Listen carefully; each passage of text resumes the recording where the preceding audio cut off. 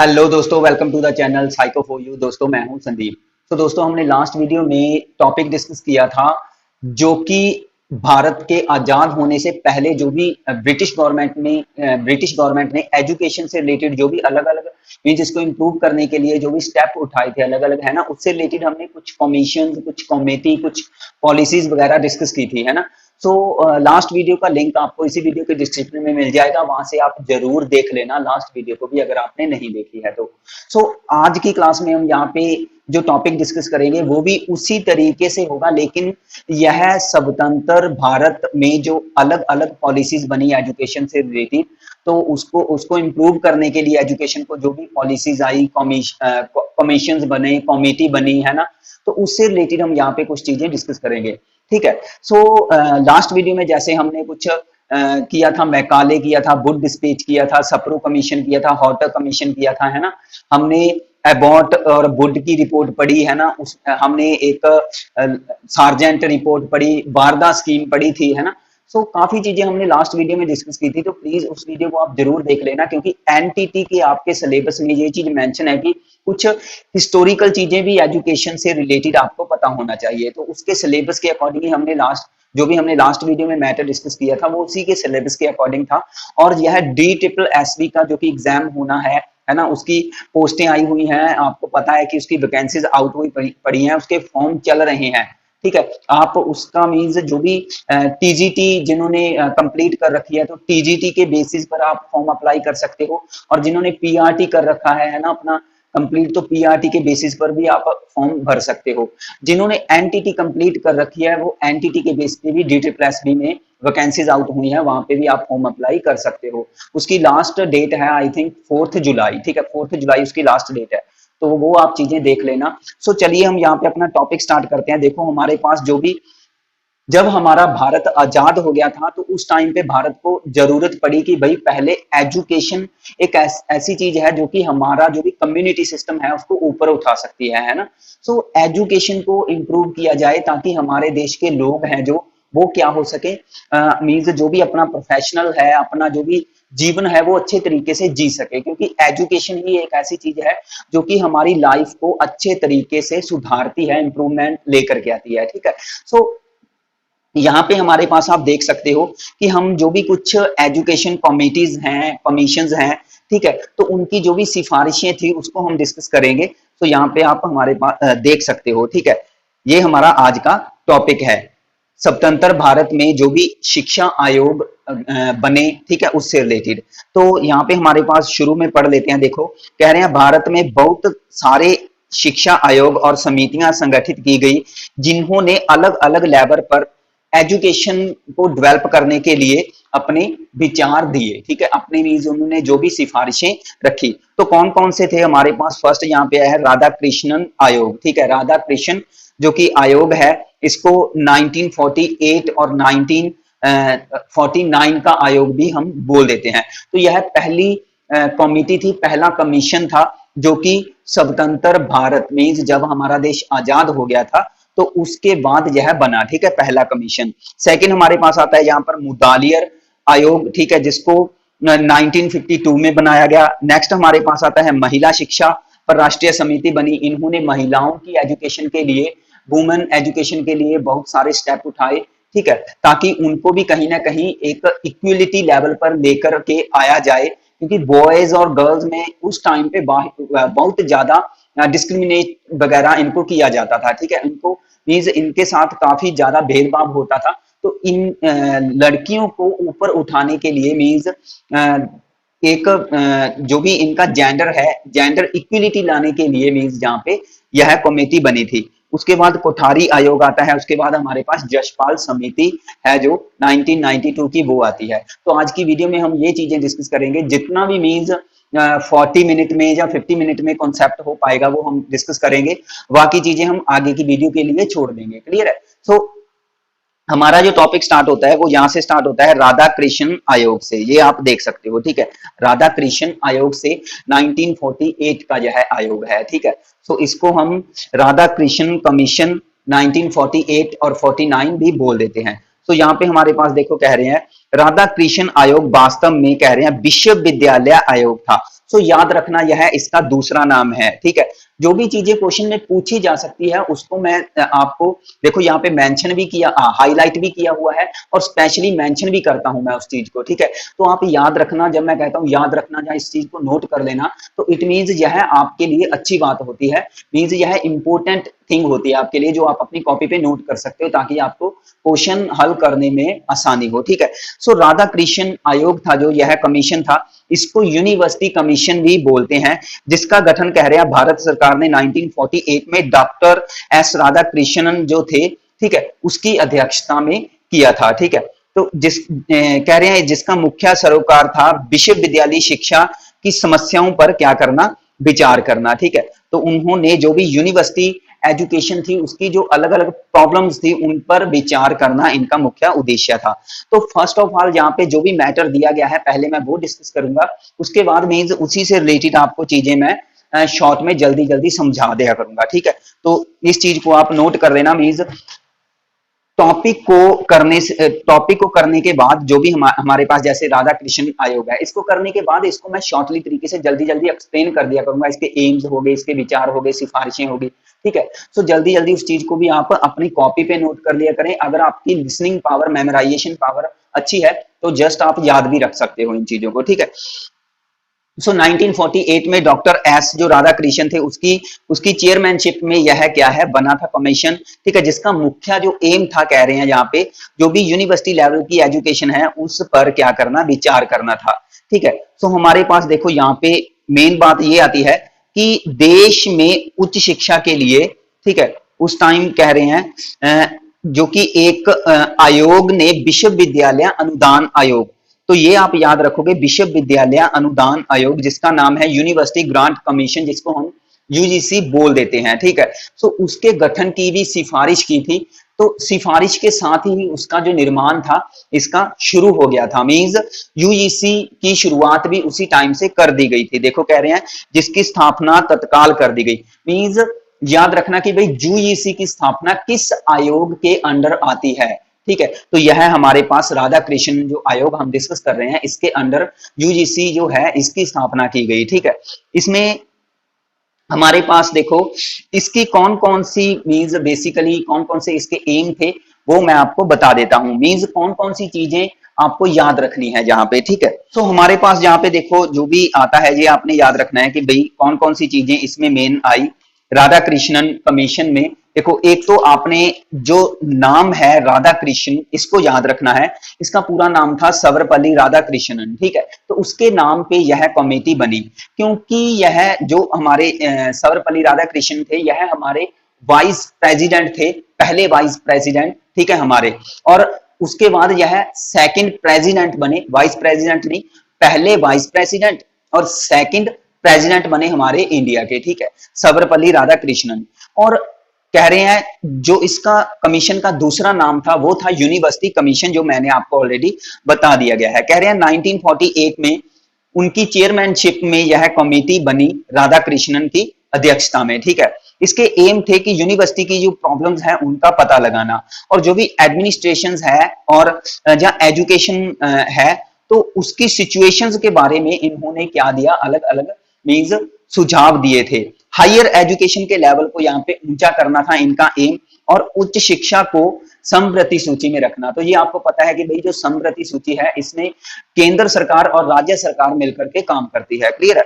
तो इसमें कह रहे हैं जो यूनिवर्सिटी है उसको ग्रांट देने के लिए एक जो कमीशन था जो कि हमने किया यूजीसी, उसकी स्थापना करना था इनका मेन काम, और वो भी इन्होंने इमीडिएटली कर दिया था, मींस यूजीसी की स्थापना भी कर दी गई थी, ठीक है। तो ये इसमें मेन आते हैं। और एक बात और इसमें आप याद रखना, इसको जो कि यह जो भी मींस कमीशन था इसको बनने में कह रहे हैं 9 मंथ लगे थे, लगभग 9 मंथ का टाइम पीरियड इसको बनाने में लगा था। कह रहे हैं 4 नवंबर 1948 से इसकी शुरुआत हुई थी और कह रहे हैं 25 अगस्त 1949 तक कह रहे हैं इसको पूरा किया गया, मींस इसको पारित कर दिया गया था 25 अगस्त 1949 तक, ठीक है। तो लगभग 9 मंथ का टाइम पीरियड इसको लगा है। और जो भी यह कमीशन का जो भी यह तैयार किया गया, यह घोषणा पत्र जो भी तैयार किया गया था, तो इसके 747 पेजेस हैं और इसको लगभग 15 चैप्टर्स में लिखा गया था। ठीक है, 15 चैप्टर में लिखा गया था। तो ये था हमारा राधा कृष्णन आयोग। जो भी मेन चीजें थी वो मैंने आपको बता दी हैं। इसका याद रखना, जो सर्वपल्ली राधाकृष्णन थे, जो कि हमारे फर्स्ट वाइस प्रेसिडेंट और सेकंड प्रेसिडेंट। ठीक है, इसमें याद रखना कि यूजीसी की जो कि है इसकी स्थापना की गई। यूनिवर्सिटीज की प्रॉब्लम्स होती है, जो एजुकेशन सिस्टम है उसमें यहाँ पे सुधार लाना था इनका काम। ठीक है, सो इन्होंने जो भी 1948 में जो अध्यक्ष थे इनके, वो राधा कृष्णन थे, ये आप याद रख सकते हो। इनको 9 मंथ का टाइम पीरियड जो कि इन्होंने लगाया था, यह पूरा जो डेटा था तैयार करने के लिए। क्लियर है, तो ये हमारे पास आता है भाई आपका राधा कृष्णन कमीशन, जो कि हमने मीन्स ज्यादा चीजें नहीं की, कुछ ही चीजें की हैं जो आपने याद रखनी है। जो एग्जैक्ट सन है वो आपने जरूर याद रखना है, 1948 1949 मीन्स इसके बीच यह बना था और 9 मंथ का इसको टाइम पीरियड जो है इसको लगा था। ठीक है, पूरा होने के लिए। नेक्स्ट हमारे पास जो आता है भाई यहाँ पे, वो आता है मुदालियर उद्योग आयोग, मुदालियर कमीशन जो आता है या कमेटी। ठीक है, 1952 की। तो इसको हम देख लेते हैं थोड़ा। देखो, इसको आपने मेन याद रखना है भाई मुदालियर को।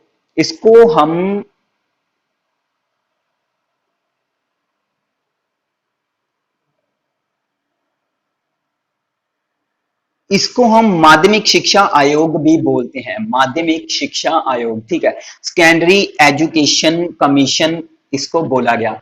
जो हमने फर्स्ट किया उसको यूनिवर्सिटी कमीशन बोलते हैं, इसको सेकेंडरी एजुकेशन कमीशन बोला गया। कह रहे हैं जिसका गठन भारत सरकार ने 1952 में किया था। ठीक है, कह रहे हैं जो इसके अध्यक्ष थे वो हैं डॉक्टर लक्ष्मण स्वामी मुदालियर। ठीक है, तो डॉक्टर लक्ष्मण स्वामी मुदालियर जो इसके क्या थे, अध्यक्ष थे। ठीक है, और इसमें कह रहे हैं कि इस आयोग का उद्देश्य था देश में जो प्रचलित सेकेंडरी एजुकेशन थी उसकी जांच करना। ठीक है, तो उस टाइम पे जो भी सेकेंडरी एजुकेशन प्रोवाइड की जा रही थी उसको क्या करना, देखना था। और माध्यमिक शिक्षा के उद्देश्य जो होते हैं, संगठन है, और इसकी प्राथमिक और उच्च शिक्षा से संबंधित मीन्स अलग अलग प्रकार के माध्यमिक विद्यालय को सहसंबंध के संदर्भ में कह रहे हैं माध्यमिक शिक्षा का पुनर्गठन करना और उसमें संशोधन करना। तो काफी इनका जहाँ पे जो सिफारिशें थी ये इन्होंने दी थी। तो कह रहे हैं इन्होंने कौन कौन से एम रखे, ये हमारे पास कह रहे हैं। देखो, एक अलग से बोर्ड की स्थापना की जाए जिसका नाम था प्राइमरी टीचर ट्रेनिंग इंस्टीट्यूशन। ठीक है, प्राइमरी टीचर ट्रेनिंग इंस्टीट्यूशन जो इसकी स्थापना की जाए, जिसका मेन एम था, कह रहे हैं उन सभी जो भी विद्यार्थी थे उसको क्या करना, ट्रेनिंग देना, जिन्होंने जो भी एसएलसी है या मैट्रिक मीन्स जिन्होंने मैट्रिक हो गया या हायर सेकेंडरी एजुकेशन हो गया। ठीक है, तो उसको जिन्होंने पास आउट कर लिया है, तो उसके लिए उनको ट्रेनिंग प्रोवाइड करने के लिए यहाँ पे प्राइमरी टीचर ट्रेनिंग इंस्टीट्यूशन की शुरुआत की गई। उसके बाद कह रहे हैं सेकेंडरी टीचर ट्रेनिंग इंस्टीट्यूशन की यहाँ पे शुरुआत की गई जो विश्वविद्यालय से मान्यता प्राप्त होने चाहिए, जो यूनिवर्सिटी उनको मान्यता देगी। ठीक है, कह रहे हैं इसमें कि भाई जो भी मान्यता प्राप्त होंगे और उनसे ही यह रिलेटेड होंगे, उनसे संबंधित होंगे, मींस उनके साथ ये जुड़े होंगे, जो सेकेंडरी टीचर ट्रेनिंग इंस्टीट्यूशन है जिनकी स्थापना की गई। और इनका उद्देश्य था जो भी जिन्होंने ग्रेजुएट को कंप्लीट कर लिया है 1 साल की अवधि के लिए यहाँ पे उनको प्रशिक्षण मींस ग्रेजुएशन के बाद उनको 1 साल तक फिर ट्रेनिंग प्रोवाइड करना सेकेंडरी टीचर ट्रेनिंग इंस्टीट्यूशन में। ठीक है, तो अध्यापक कह रहे हैं अध्यापक और विद्यार्थियों से अपेक्षा थी कि वे एक या अधिक पाठ्यक्रम क्रियाकलाप में प्रशिक्षण प्राप्त कर सकते हैं। ठीक है, तो यह अब यही नहीं था कि यह स्टूडेंट्स के लिए था, इनमें टीचर्स को भी ट्रेनिंग प्रोवाइड की जाती थी।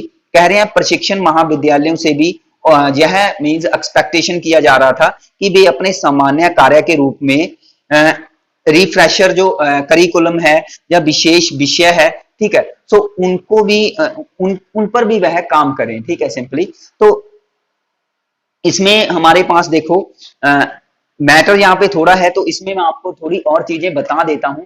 इसमें हमारे पास क्या था कि कुछ अगर मुदालियर कमीशन में कुछ और चीजें आती हैं। तो जस्ट आप सुन लेना इस चीज को। देखो कह रहे हैं हमने मुदालियर कमीशन किया, जो चीजें हमने की वो भी मैं आपको बता दूंगा, जो नहीं की वो भी मैं आपको बता दूंगा। कह रहे हैं जो हमने मुदालियर कमीशन किया 1952 का, तो इसको सेकेंडरी एजुकेशन कमीशन भी बोल देते हैं, ठीक है, सेकेंडरी एजुकेशन कमीशन। 23 सितंबर 1952 में जो डॉक्टर लक्ष्मण स्वामी थे, डॉक्टर लक्ष्मण स्वामी मुदालियर थे, उनकी चेयरमैनशिप में यह जो कमीशन था वो बना, ठीक है। तो इन्होंने सेकेंडरी एजुकेशन की जांच करने के लिए यह कमीशन बनाया था। और कह रहे हैं सेकेंडरी एजुकेशन के यहाँ पे जो एम थे, जो स्ट्रक्चर्स थे, जो भी उनकी प्राइमरी और हायर एजुकेशन के साथ क्या करना, उनको यूनिवर्सिटी के साथ जोड़ना और उनमें कुछ ना कुछ संशोधन करने की सिफारिश इन्होंने की। तो सिफारिश में देखो यहाँ पे कह रहे हैं प्राइमरी एजुकेशन जो है वह 4 या 5 वर्ष तक होनी चाहिए। तो जो भी प्राइमरी मींस प्राथमिक शिक्षा है, जो भी फर्स्ट क्लास से लेकर के 5th स्टैंडर्ड तक, तो वह लगभग 5 या 4 वर्ष की होनी चाहिए।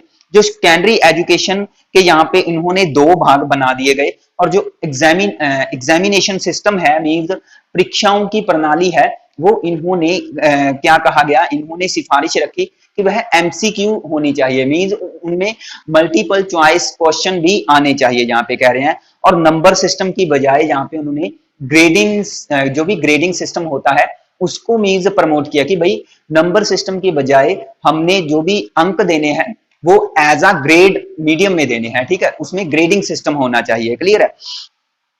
तो ये इन्होंने मींस सिफारिश थी जो रखी थी, ठीक है। तो ये कुछ चीजें आप जो अलग से याद रखना, जैसे कि इन्होंने प्राइमरी एजुकेशन को 4 या 5 वर्ष के लिए कर दिया गया है ना, सेकेंडरी एजुकेशन को 2 भागों में डिवाइड कर दिया गया और एमसीक्यू पर आधारित एग्जामिनेशन सिस्टम बना दिया गया, और हमारे पास जो नंबर सिस्टम की बजाय कह रहे हैं ग्रेडिंग सिस्टम होना चाहिए। तो ये इसमें कुछ नई चीजें थी जो आप, जो मीन्स हमारे पास यहाँ पे मैटर में नहीं लिखी गई है, लेकिन मैंने आपको क्लियर करवा दी। उसके बाद हमारे पास जो नेक्स्ट कमेटी आती है वो है महिला शिक्षा पर राष्ट्रीय समिति, जो कि जिसको दुर्गा भाई देशमुख समिति भी बोल देते हैं, ठीक है, यहाँ पे आप देख सकते हो। तो इसको national committee on women education 1958 बोल देते हैं, जो कि दुर्गा भाई देशमुख के अध्यक्षता में यह बनी थी। तो यहाँ पे हमारे पास देखो कह रहे हैं स्वतंत्रता के बाद महिलाओं तथा लड़कियों की जो सिचुएशन थी वो डाउन, आपको पता है कि वो बहुत ही डाउन थी। उनको मीन्स भोग विलास वाली वस्तु समझा जाता था, या उनको घर में एज अ हाउस वाइफ या मीन्स घर में उनको काम करवाया जाता था, उनका लेवल बहुत ही डाउन था। ये आज के टाइम में भी ये चीजें हो रही हैं, लेकिन कहीं ना कहीं आज के टाइम में बहुत चीजों में सुधार आ गया है, ठीक है। तो यहाँ पे कह रहे हैं उनकी जो भी समस्याएं थी, ठीक है, उनको मुख्य माना कि भाई उनकी समस्याओं को क्लियर किया जाए। तो उन्होंने देखो कह रहे हैं, परंतु जैसे आपने पढ़ा होगा कि जो भी क्लासिकल रूप में भारत में, अगर हम जो भी पुराने भारत की बात करें, तो कह रहे हैं जो भी भारत में लड़कियों की शिक्षा को लगभग लो प्रायोरिटी दी जाती थी, मींस उनको शिक्षा नहीं भी दी जाती थी। बहुत सारे पेरेंट्स ऐसे होते थे कि अपनी जो भी लड़कियां हैं उसको नहीं पढ़ाते थे, ठीक है। सो यहाँ पे इनकी एजुकेशन को इंप्रूव करने के लिए, लड़कियों को एजुकेशन प्रोवाइड करने के लिए कह रहे हैं जुलाई 1957 में योजना आयोग के शिक्षा संबंधी कह रहे हैं चयन पैनल ने सिफारिश की कि प्रारंभिक, माध्यमिक तथा प्रौढ़ स्तरों पर, ठीक है, मींस प्रारंभिक मींस शुरुआती लेवल पर जो होता है पीआरटी लेवल जिसको हम बोल सकते हैं, और माध्यमिक, सेकेंडरी और प्रौढ़ मींस जब हायर एजुकेशन, तो इस स्तर पर कह रहे हैं लड़कियों की शिक्षा की प्रकृति से संबंधित यहाँ पे उन्होंने प्रश्न उठाए, और उन प्रश्नों के पक्षों की यहाँ पे कह रहे हैं जांच करी, और कह रहे हैं यह मालूम करने की क्या वर्तमान शिक्षा प्रणाली उन्हें एक खुश और अर्थपूर्ण जीवन व्यतीत करने में सहायक है या नहीं। मींस लड़कियों की एजुकेशन की जांच करने के लिए कि वह उनको अच्छा जीवन प्रोवाइड कर रही है या नहीं, तो इसके लिए उन्होंने यहाँ पे एक समिति का गठन किया था। कह रहे हैं सन 1957 में आयोजित, कह रहे हैं राज्यों के शिक्षा मंत्रियों के सम्मेलन में यह सुझाव आया कि महिलाओं की शिक्षा से जुड़े कुछ जो प्रश्न है उनकी जांच करने के लिए एक विशेष समिति का गठन किया जाए। तो इसमें कह रहे हैं इसके अनुसार फिर भारत सरकार ने 1958 में, तो याद रखना कि यह 1957 में यह बात चली थी कि भाई महिलाओं या वुमन या गर्ल्स की शिक्षा के लिए हमें कुछ ना कुछ स्टेप उठाने पड़ेंगे, है ना। तो 1957 में यह बात चली, जो भी अलग अलग इनकी मीन्स इनके कुछ सभाएं होती थी, ठीक है, इनकी कुछ जब भी यह मीन्स इकट्ठे किसी सम्मेलन में बैठते थे राज्यों के मंत्री, तो उस टाइम पे जब एजुकेशन गर्ल्स एजुकेशन की बात होती थी, तो फिर इन्होंने 1958 में 1957 में यह मुद्दा उठा कि भाई लड़कियों की एजुकेशन को भी ऊपर उठाया जाए, है ना, इनको भी इंप्रूव किया जाए। तो 1958 में कह रहे हैं महिलाओं की शिक्षा पर एक राष्ट्रीय समिति का गठन किया, जिसकी अध्यक्षता कह रहे हैं श्रीमती दुर्गाबाई देशमुख, ठीक है, श्रीमती दुर्गाबाई देशमुख को जिसका अध्यक्ष बनाया गया। तो चेयरमैन जो इसके थे वो श्रीमती दुर्गाबाई देशमुख थे। कह रहे हैं इस समिति ने जो भी अपनी रिपोर्ट थी 1958 में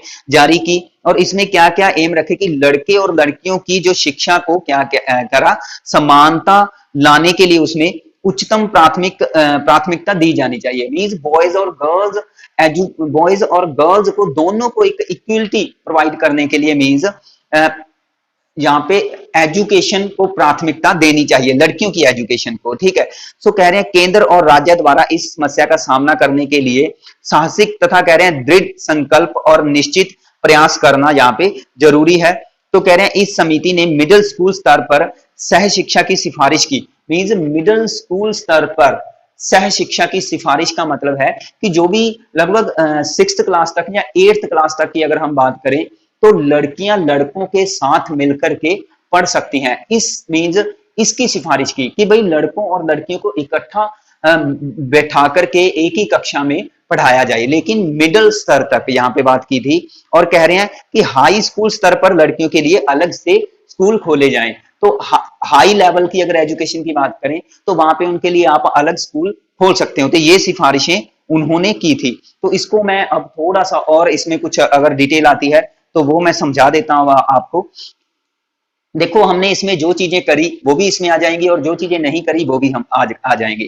तो कह रहे हैं जो भी national committee on women education 1958 है, ठीक है, तो यह दुर्गाबाई देशमुख की अध्यक्षता में जुलाई 1958 में बनी। तो इसमें कह रहे हैं प्राइमरी एंड सेकेंडरी जो भी प्राइमरी सेकेंडरी और जो भी अडल्ट स्टेज है उस पर गर्ल्स एजुकेशन है जो उसको यहाँ पे बढ़ावा दिया जाए।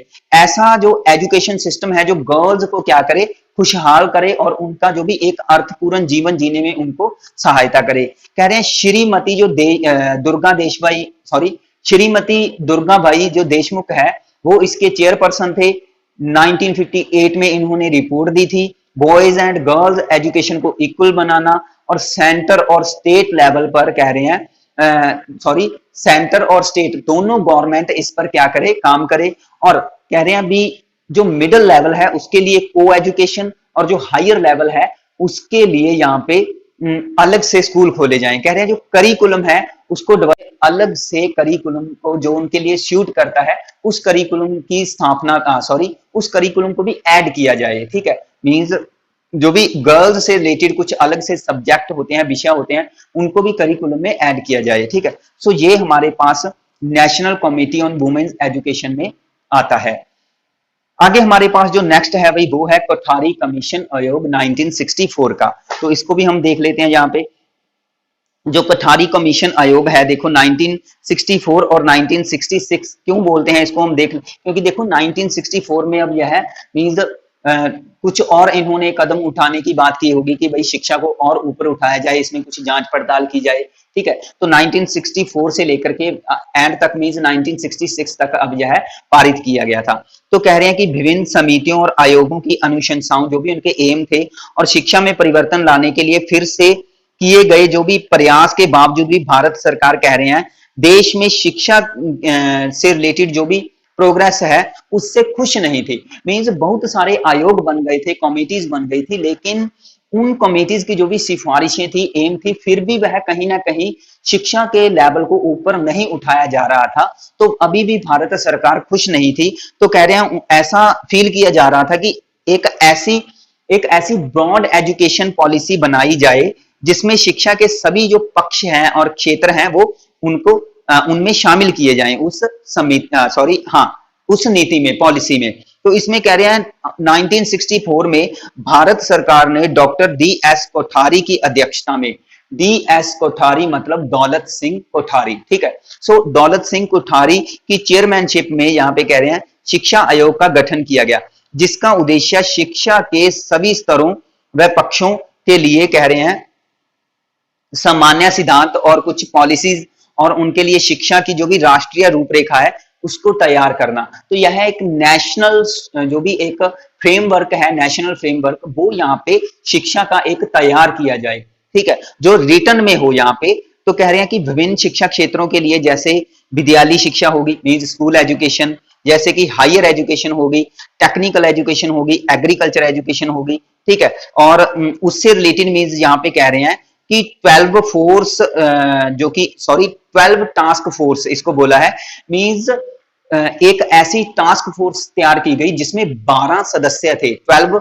मेंबर थे, और उसका निर्माण किया गया और विभिन्न विशिष्ट समस्याओं के व्यापक अध्ययन के लिए मींस कुछ स्पेसिफिक प्रॉब्लम्स को स्टडी करने के लिए यहाँ पे कह रहे हैं उनकी रिपोर्ट तैयार करने के लिए कुछ 7 मेंबर का एक और ग्रुप तैयार किया गया, ठीक है। 7 मेंबर थे जिसमें देखो 7 कार्य समूह का निर्माण तैयार किया गया, मींस एक ऐसा ग्रुप जिसमें 7 मेंबर थे वो तैयार किया गया।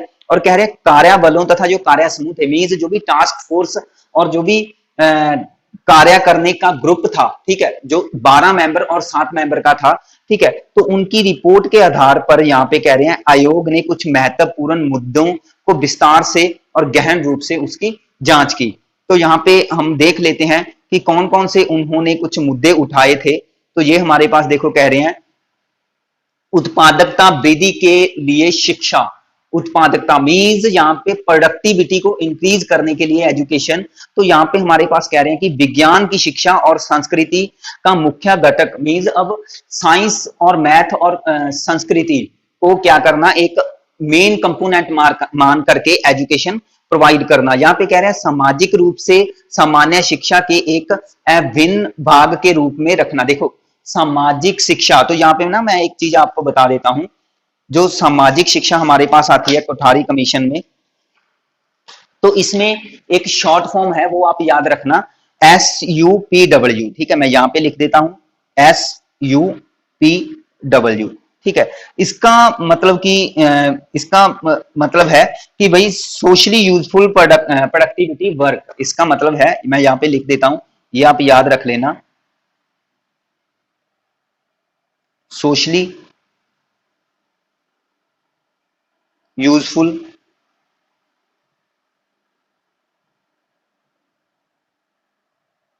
प्रोडक्टिविटी वर्क, ठीक है। Socially useful productivity work SUPW, ठीक है। सो यो हमारे पास यहाँ पे सेकंड आया ना कि सामाजिक रूप से सामान्य शिक्षा के एक अभिन्न भाग के रूप में रखना। इसका मतलब है कि SUPW को इंट्रोड्यूस करवाना, ठीक है, बच्चों को। सो हमारे पास आगे कह रहे हैं कि उद्योग तथा कृषि की आवश्यकताओं को पूरा करने के लिए, सो इंडस्ट्रीज एरियाज जो होते हैं या एग्रीकल्चर की नीड्स को पूरा करने के लिए यहाँ पे कह रहे हैं वोकेशनलाइजेशन जो है उसको प्रोवाइड करना, ठीक है। मैं मतलब कि एजुकेशन को वोकेशनलाइजेशन में कन्वर्ट किया जाए। हमारे पास कह रहे हैं जो भी आधुनिकीकरण की प्रक्रिया को त्वरित करने के लिए यहाँ पे कह रहे हैं कि एक मॉडर्न भारत बनाने के लिए यहाँ पे अध्यापन की नई विधियों को अपनाना, मीन्स न्यू मेथड अपनाना टीचिंग के। कह रहे हैं जो भी वांछनीय अभिवृत्तियां हैं मीन्स जो भी एटीट्यूड है, वैल्यूज हैं या सेल्फ स्टडी है, ठीक है, उसको एक मेन स्किल मान करके उसको इंप्रूव करना बच्चों के। समाज के सभी वर्ग के व्यक्तियों को शिक्षा प्रोवाइड करना, जहाँ पे मीन्स जो भी सोसाइटी के लोग हैं, चाहे उनका कोई भी क्लास हो, उसका कोई भी कास्ट हो, उसका कोई भी कलर हो, ठीक है, वह किसी भी धर्म जाति विशेष से संबंध रखता हो, उनको शिक्षा प्रोवाइड करनी ही पड़ेगी, ठीक है। ऐसा नहीं है कि उनको आप क्या करो डिस्क्रिमिनेट कर दो, ठीक है। इसमें हमारे पास कह रहे हैं कि देश में उत्कृष्टता युक्त विश्वविद्यालयों की स्थापना करना, ठीक है। उत्कृष्टता युक्त मतलब कि एक ऐसे विद्यालय प्रोवाइड करना जो कि मतलब कि अच्छे लेवल के हों, ठीक है। हमारे पास यहाँ पे आगे आ रहे हैं कि सामाजिक तथा राष्ट्रीय एकता को प्रोत्साहन करने के लिए इन्होंने कौन कौन से कदम उठाए। कह रहे हैं कि जो भी सार्वजनिक शिक्षा की सामूहिक विद्यालय प्रणाली लागू करना, मीन्स एक कॉमन एजुकेशन सिस्टम को लागू किया जाए, सार्वजनिक शिक्षा के लिए, ठीक है, मीन्स सभी को शिक्षा प्रोवाइड करने के लिए एक कॉमन एजुकेशन सिस्टम लागू किया जाए। इसमें हमारे पास कह रहे हैं कि सभी आधुनिक भारतीय भाषाओं का विकास करना, तो जो भी ऑल मॉडर्न लैंग्वेज है उसको डेवलप किया जाए। हिंदी को तेजी से समृद्ध करना, तो ऐसे स्टेप उठाने जो कि हिंदी लैंग्वेज को रिच बनाया जाए। विद्यालयों को सामुदायिक जीवन में भागीदारी के लिए प्रोत्साहित करना, ठीक है, और जो भी सामुदायिक जीवन है उनको क्या करना, सॉरी विद्यार्थियों को, यहाँ पे विद्यालय नहीं है, सॉरी, यहाँ पे कह रहे हैं विद्यार्थियों को सामुदायिक जीवन की भागीदारी के लिए, मीन्स जो भी स्टूडेंट्स हैं वो अपने समाज के लिए क्या, उनको डेवलप करने के लिए क्या कर सकते हैं, तो ऐसे स्किल उनमें विकसित करना, ठीक है, उनको मीन्स ऊपर उठाना विद्यार्थियों को, और सक्षम बनाना, एबल बनाना कि वह अपने समुदाय के लिए अच्छा काम कर सके, ठीक है। उसके बाद कह लिया राष्ट्रीय मूल्य के इंक्लूजन के लिए शिक्षा, तो हमारे पास यहाँ पे कह रहे हैं देखो राष्ट्रीय मूल्य में बच्चों को नैतिकता से रिलेटेड, सामाजिक और आध्यात्मिक मूल्यों से रिलेटेड शिक्षा प्रोवाइड करना, ऐसी पाठ्यचर्या का निर्माण करना, मीन्स ऐसे करिकुलम का निर्माण करना जो कि विश्व के सभी धर्मों के विषय में जानकारी प्रोवाइड करे, मीन्स जो भी अलग अलग रिलीजियस होते हैं वर्ल्ड के उनकी इंफॉर्मेशन प्रोवाइड करे। मौन ध्यान के लिए विद्यार्थियों को समूह में बैठने के लिए प्रोत्साहित करना, तो यानी कि बच्चों को ग्रुप में बैठने के लिए इनकरेज करना कि आप कैसे बैठ करके एक जो मेडिटेशन प्रक्रिया होती है उसको आप अपना सकते हो, ठीक है। बच्चों को मीन्स मौन धारण के लिए और विद्यार्थियों के समक्ष सामाजिक न्याय व समाज सेवा के उच्च आदर्श उनको प्रस्तुत करवाना, तो ये मीन्स इसमें कुछ अच्छा बिहेवियर बनाया जा सके, अच्छा बिहेव कायम किया जा सके बच्चों का, तो ये भी उसमें मीन्स सिफारिशें रखी थी। तो हमारे पास यहाँ पे देखो आते हैं कोठारी आयोग रिपोर्ट में, यहाँ पे कह रहे हैं कि भाई भारतीय शिक्षा का पंडिताई पूर्ण समीक्षा है और आज भी अर्ध शताब्दी बीत जाने पर भारतीय इतिहास के प्राथमिक तथा माध्यमिक शिक्षा का यहाँ पे सर्वाधिक गहन अध्ययन समझा जाता है। मीन्स जो भी कोठारी आयोग रिपोर्ट थी तो इसको भारतीय इतिहास में मीन्स इंडियन हिस्ट्री में आज भी प्राइमरी और सेकेंडरी शिक्षा का एक गहन अध्ययन मीन्स डीपली तरीके से प्राइमरी और सेकेंडरी एजुकेशन को जिसने स्टडी किया वो हमारे पास है कोठारी कमीशन आयोग, ठीक है। तो इसमें क्या क्या उपाय रखे इसको हम देख लेते हैं थोड़ा सा। कह रहे हैं गुणवत्ता शिक्षा देने के लिए अपेक्षित आधारित ढांचा जो है उसका निर्माण किया जाए, जिसमें जो भी प्रारंभिक शिक्षा होगी उस पर कितना मीन्स जो भी राष्ट्र की कितना खर्चा आएगा, ठीक है, तो उसका प्रावधान करने के लिए जो भी सरकार मीन्स खर्चे का प्रावधान किया जाए ताकि सरकारी विद्यालय है या स्थानीय तथा सहायता प्राप्त विद्यालय है उनको प्रतिवासी विद्यालयों में क्या कर दिया जाए, चेंज कर दिया जाए, ठीक है। तो इसमें हमारे पास कह रहे हैं कि प्राथमिक स्तर पर जो मातृभाषा है, ठीक है, उसके माध्यम से सभी को फ्री एजुकेशन प्रोवाइड करना। माध्यमिक स्तर हो गया मीन्स जो भी सेकेंडरी लेवल हो गया, और जो भी माध्यमिक स्तर पर क्षेत्रीय भाषाओं पर शिक्षा देना। और कह रहे हैं यदि कोई जो एक सहायता प्राप्त विद्यालय होता है वह कह रहे हैं किसी अन्य भाषा में मीन्स कुछ अलग लैंग्वेज को मीडियम मान करके पढ़ाएगा तो कह रहे हैं उनकी राजकीय सहायता को क्या कर दिया जाए, बंद कर दिया जाए। तो ये उन्होंने कुछ सिफारिशें रखी। जो सामूहिक विद्यालय प्रणाली को कह रहे हैं 10 वर्ष की अवधि में पाक्षिक रूप से लागू करना, और इसमें कह रहे हैं कि प्रारंभिक चयन प्रक्रियाएं होगी, ट्यूशन शुल्क हो गए, कंपटीशन शुल्क हो गए हमारे पास, आदि समस्याओं से निपटने के लिए कह रहे हैं कुछ एक ऐसा न्यूनतम कानून का निर्माण किया जाए, ठीक है, इन चीजों से निपटने के लिए, जैसे कि ट्यूशन प्रक्रिया होगी, प्रारंभिक चयन प्रक्रियाएं होगी, ट्यूशन शुल्क हो गए, ठीक है, कंपटीशन शुल्क हो गए।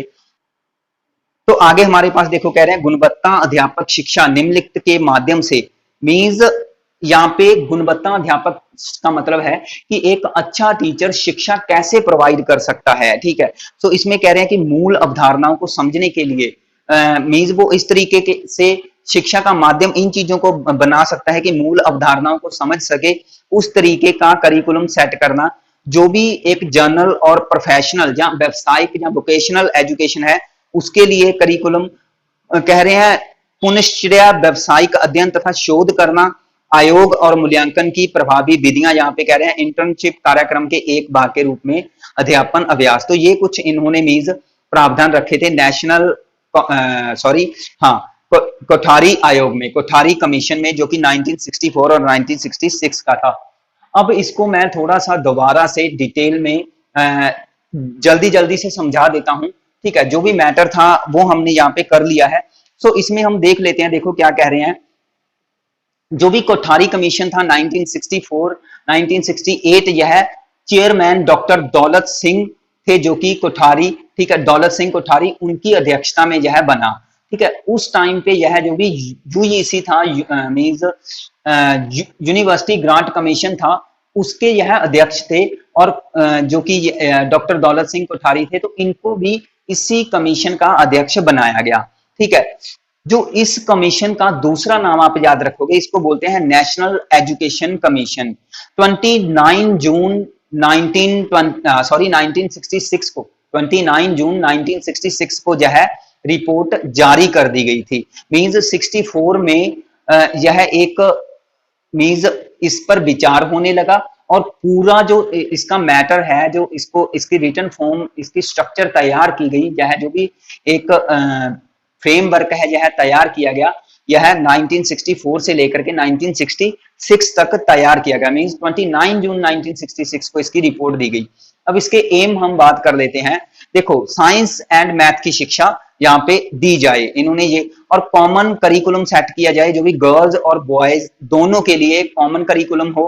कह रहे हैं प्राइमरी एजुकेशन जो है वो मातृभाषा में होनी चाहिए। देखो, पहले मैं आपको एम बता चुका हूं, ठीक है, कुछ एम, जो भी आपको अब जो मैं चीजें बता रहा हूं, यह उनसे कुछ अलग भी हो सकती हैं, उनसे मिलती जुलती भी हो सकती हैं, ठीक है।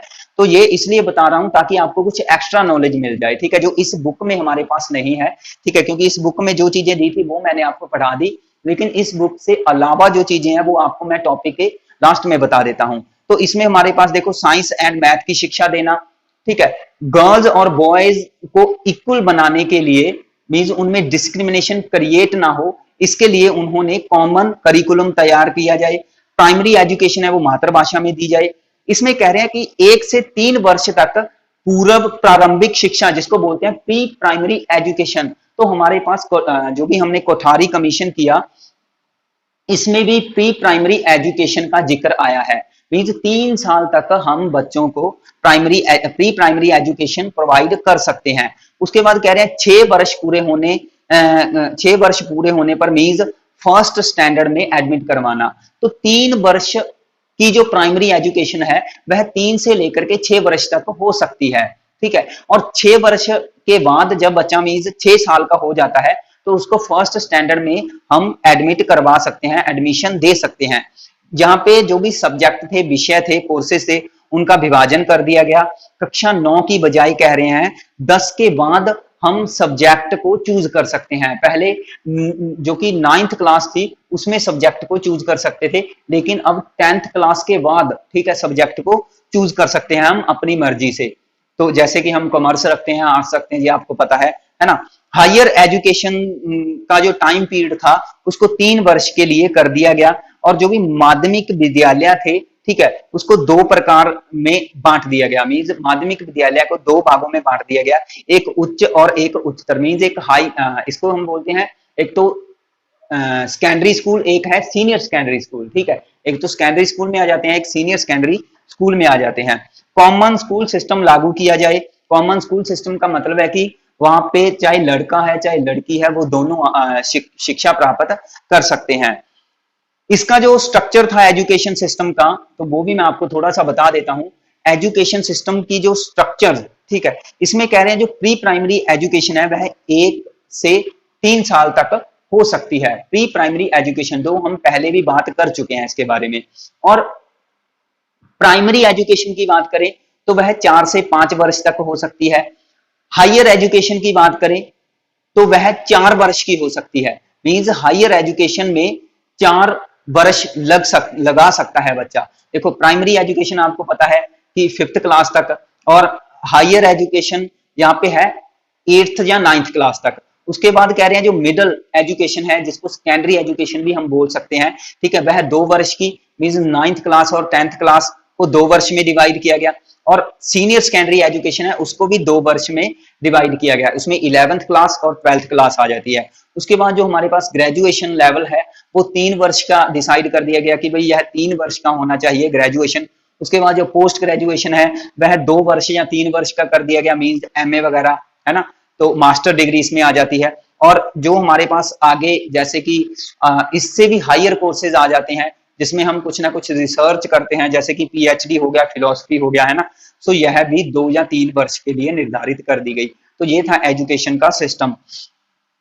इसमें कह रहे हैं सेंट्रल गवर्नमेंट जो थी उनको निर्देश दे दिए गए कि वह अपनी पूरी आय का, जो सेंट्रल गवर्नमेंट की पूरी आय होती है, ठीक है, मीन्स उसका 6% जो भाग है, 6% भाग वह शिक्षा पर लगाएगा, ठीक है। तो यह उनके लिए कुछ चीजें निर्धारित कर दी गई। तो गाइज ये था हमारे पास कोठारी आयोग। आज की वीडियो में हम इतना ही मैटर डिस्कस करेंगे, लगभग 40 मिनट के प्लस यह वीडियो हो गई है। आगे की क्लास में हम जो यशपाल कमेटी हो गया है ना, उसके बाद जो हमारे पास नेशनल एजुकेशन पॉलिसीज आती हैं, एनईपी जो वो हमारे पास आई थी 1968 की, 1986 की, है ना, तो ये हम आगे की क्लास में डिस्कस कर लेंगे। सो जो भी हमने मैटर डिस्कस किया, होप कि आपको इसमें काफी चीजें अच्छी लगी होंगी, काफी जो डिटेल है वो आपको पता चली होगी, है ना, काफी क्वेश्चंस आपके, कुछ आपके प्रॉब्लम्स हैं वो क्लियर हुई होंगी। तो प्लीज अगर वीडियो आपको अच्छी लगी तो इसको जरूर लाइक करें, अच्छे अच्छे कमेंट करें। रोज की तरह जैसे कि मैं कहता हूं हमारे चैनल को सब्सक्राइब करें, बेल आइकन को जरूर प्रेस करें ताकि वीडियो की हर नोटिफिकेशन आपको मिल जाए, ठीक है। सो मिलेंगे आगे के टॉपिक में, जो भी चीजें रह गई हैं उसके साथ। Thanks for watching. Click on the give icon to subscribe us. Please subscribe us for more updates. Click on the give icon to subscribe us.